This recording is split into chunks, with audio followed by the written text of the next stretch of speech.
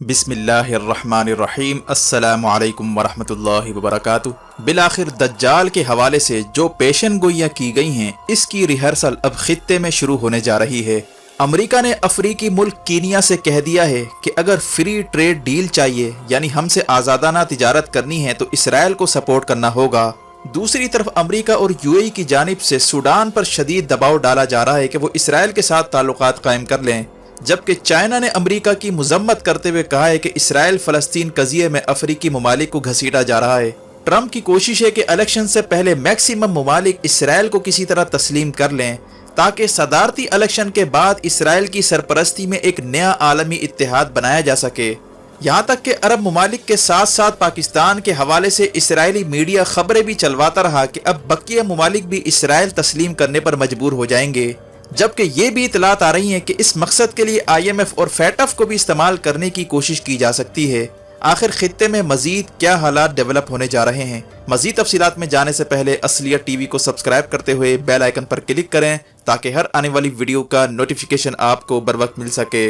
नाज़रीन कराम, खित्ते के मौजूदा हालात में एक हदीस का बयान करना इंतहाई ज़रूरी हो चुका है, जिससे खित्ते में पनपने वाले हालात की बर वक्त आकाशी होती है। हदीस शरीफ में आता है कि हज़रत रिबी बिन हिराश बयान करते हैं कि मैं हज़रत अबू मसूद अंसारी के साथ हज़रत हुज़ैफा बिन यमान रज़ियल्लाहु अन्हु के पास गया तो हज़रत अबू मसूद रज़ियल्लाहु अन्हु ने उन्हें कहा कि आपने रसूलुल्लाह सल्लल्लाहु अलैहि वसल्लम से दज्जाल के बारे में जो सुना है वो मुझे बताएं। उन्होंने कहा कि बेशक दज्जाल निकलेगा, इसके साथ पानी और आग होगी। बस लोग जिसे पानी समझेंगे वो दर हकीकत आग होगी जो जला देने वाली होगी, और लोग जिसे आग समझेंगे वो ठंडा और मीठा पानी होगा। बस तुम में से जो कोई उसे पाए तो वो जिसे आग समझता हो उसमें गिर जाए, इसलिए कि वो तो शीरीं और उम्दा पानी होगा। बस हज़रत अबू मसूद ने फरमाया कि मैंने भी ये हदीस रसूलुल्लाह सल्लल्लाहु अलैहि वसल्लम से सुनी है।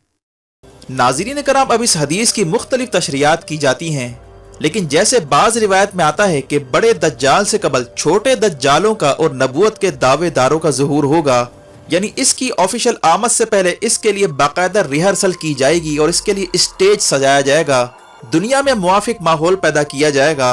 अब जो रिपोर्ट सामने आ रही है इसके मुताबिक अमेरिका ने इसराइल को तस्लीम करवाने के लिए कई ममालिक से राब्ते शुरू कर दिए हैं और इन्हें ट्रेड डील और बिलियंस ऑफ डॉलर की इमदाद की भी ऑफर कर रहा है, और ये भी पैगाम दिया जा रहा है कि अगर तुम इसराइल को मानोगे तो ही तुम्हारे हालात ठीक होंगे, वरना तिजारत और माश के दरवाजे तुम पर बंद हो जाएंगे और तुम्हारा बायकॉट किया जाएगा। ये ऐसा ही है कि जैसे एक हाथ में पानी और दूसरे हाथ में आग है और लोगों को बज़ाहिर पानी की तरफ यानी इसराइल को तस्लीम करने की जानिब हकाया जा रहा है जो कि दर हकीकत आग है, और जो भी इस जानिब जाएगा और इसराइल के साथ डीलें करेगा वो दर हकीकत तबाही को दावत देगा। हाज़िर है कि अमेरिका अमलन इस वक्त मिडल ईस्ट और अफ्रीकी ममालिक का चार्ज इसराइल के हवाले करने जा रहा है और खुद साउथ चाइना सी में जाकर बैठ रहा है ताकि चीन को कंटेन किया जाए। इसके साथ ही टाइम्स ऑफ इसराइल का कहना है कि सूडान की जानिब से इसराइल को तस्लीम करने से इनकार पर यूएई और अमेरिका ने सूडान पर प्रेशर बढ़ा दिया है और इसे भी इसराइल को तस्लीम करने पर मजबूर कर रहे हैं, जबकि रिपोर्ट के मुताबिक अमेरिका ने इसराइल के साथ ताल्लुकात के बदले बिलियंस ऑफ डॉलर की इमदाद का भी ऐलान किया है और फौरी तौर पर $3 बिलियन का पैकेज सूडान को दिया जा रहा है। सूडान से यह भी कहा जा रहा है कि इसराइल को तस्लीम करने के बदले इसे दहशतगर्द ममालिक की फहरिस्त से भी खारिज कर दिया जाएगा। ये वही सूडान है जिसके साबिक सदर उमरुल बशीर को करप्शन के चार्जेस लगाकर फौज के जरिए इसका तख्ता उल्टा गया। हालांकि इससे पहले भी इस पर करप्शन के चार्जेस थे, लेकिन कभी भी फौजी बगावत नहीं करवाई गई। लेकिन इसका तख्ता उलटते ही इसराइल सामने आया और सूडान और इसराइल की खुफिया मीटिंगें शुरू हो गईं, जबकि इसके बाद यूएई का शेख मोहम्मद बिन जायद भी सूडान के दौरे करता है और इसे कई $बिलियन की इमदाद देकर इसराइल और सूडान के ऑफिशियल्स की खुफिया मीटिंगें भी करवाता है। यानी ये सारा खेल बहुत पहले से शुरू हो चुका था। टाइम्स ऑफ इसराइल का कहना है कि सऊदीया, बहरीन, यूएई, सूडान, अल्जीरिया और इसराइल के मीडिया के ऑफिशियल्स ने वेबिनार किया था और 2 घंटे तक अरब इसराइल ताल्लुकात पर डिस्कशन की। यानी अमलन तमाम अरब ममालिक ने सर तस्लीम खम कर लिया है। अब यहाँ खेल ये खेला जा रहा है कि जिस मुल्क को असले की या दिफाई साजो सामान की जरूरत है उसके सामने फौरन इसराइल को तस्लीम करने की शर्त रख दी जाती है, और जिसे इमदाद की जरूरत है इसे इमदाद के बदले इसराइल को तस्लीम करने का कह दिया जाता है। यही वजह है कि जब यूएई इसराइल डील का ऐलान हुआ, साथ में इसराइली मीडिया ने पाकिस्तान के हवाले से खबरें चलाना शुरू कर दी थी کہ اگر اسرائیل کے ساتھ پاکستان تعلقات قائم کر لیتا ہے تو پاکستان کا پانی کا مسئلہ اور معاشی مسئلہ حل ہو سکتا ہے، اور اسی طرح مختلف لالچیں بھی دی جا رہی ہیں۔ یہی وہ پانی ہے جو کہ در حقیقت آگ ہے، اس سے بچنا اب ضروری ہو چکا ہے۔ یہودی لابی پاکستان میں اپنے ایجنٹوں کے ذریعے اسرائیل تسلیم کرنے کے لیے پورا زور لگانے کی بھی کوششیں کر رہی ہے، لیکن پاکستان نے اسرائیل کو تسلیم کرنے سے انکار کر دیا ہے، اور عین امکان ہے کہ IMF اور FATF کو اس مقصد کے لیے استعمال کیا جائے اور کہا جائے کہ بلیک لسٹ سے خارج ہونے کے لیے اسرائیل کو تسلیم کرنا ہی پڑے گا۔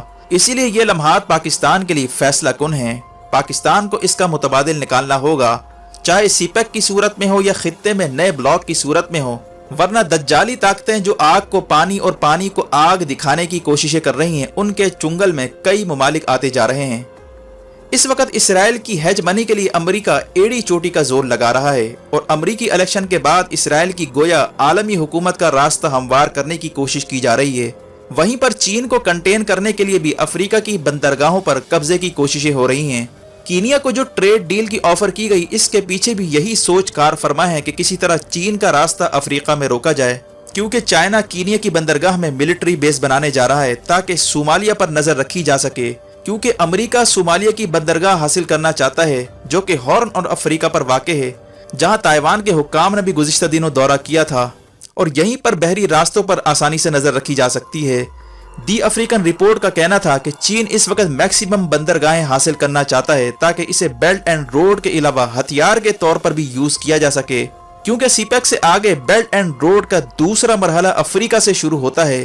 گوادر پورٹ کو جیبوتی اور افریقی ممالک تک لنک کیا جا رہا ہے۔ یہی وجہ ہے کہ چین بیلٹ اینڈ روڈ کی سیفٹی کے لیے افریقی ممالک کی بندرگاہیں حاصل کرنا چاہتا ہے، جبکہ حال ہی میں چینی کمپنیوں کی جانب سے اسرائیل کے ٹیکنالوجی سیکٹر میں سرمایہ کاری کی خبروں کے ساتھ ہی امریکہ نے اسرائیل کو پیغام دیا ہے کہ وہ چینی ٹیکنالوجی کمپنیوں کو اسرائیل سے نکال باہر کرے، کیونکہ یہ اسرائیل اور امریکہ کی سیفٹی کے لیے خطرہ ہے، اور چین اسرائیل کے سیکریٹ ڈاکومنٹس کو بھی ہیک کر سکتا ہے، جبکہ چین سعودی عرب کے نیوکلیئر پروگرام میں بھی ٹیکنیکل مدد فراہم کر رہا ہے۔ یہ وہ خدشات ہیں جس پر اسرائیل پریشان دکھائی دیتا ہے، جبکہ دوسری طرف انڈیا چین کے خلاف اسرائیل سے تعاون بھی مانگتا نظر آ رہا ہے۔ اسرائیل کو خطرہ ہے کہ انڈیا کی مدد کی صورت میں چین اسرائیل کے خلاف کارروائی کر سکتا ہے، اسی لیے انڈیا اور اسرائیل دوراہے پر کھڑے ہیں۔